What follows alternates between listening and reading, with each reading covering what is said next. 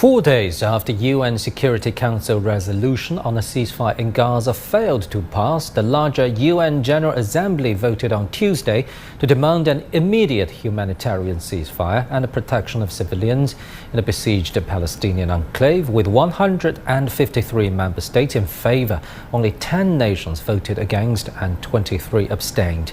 The UN Relief Agency for Palestine says tens of thousands of people are desperate for food, water, shelter, health and protection in the Gaza Strip. Despite no place in Gaza being safe from Israeli attacks, they have fled to Rafah in southern Gaza near the Egyptian border. Many have waited for hours around aid centers, but the attacks have halted the entry and distribution of aid. Philip Crowther has more details from Jerusalem.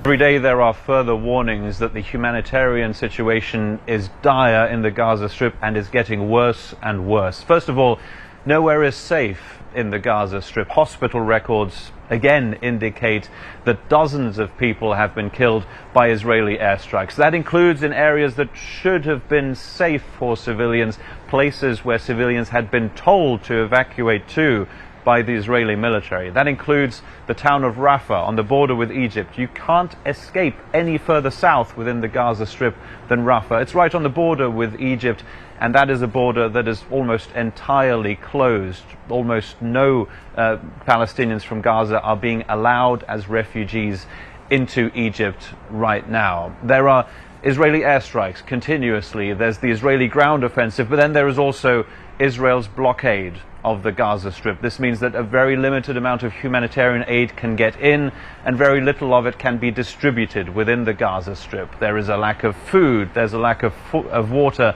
there is a lack of basic goods. In the north of the Gaza Strip, tens of thousands of civilians remain in an area where humanitarian aid cannot even get to altogether, an area also where the health system has completely collapsed.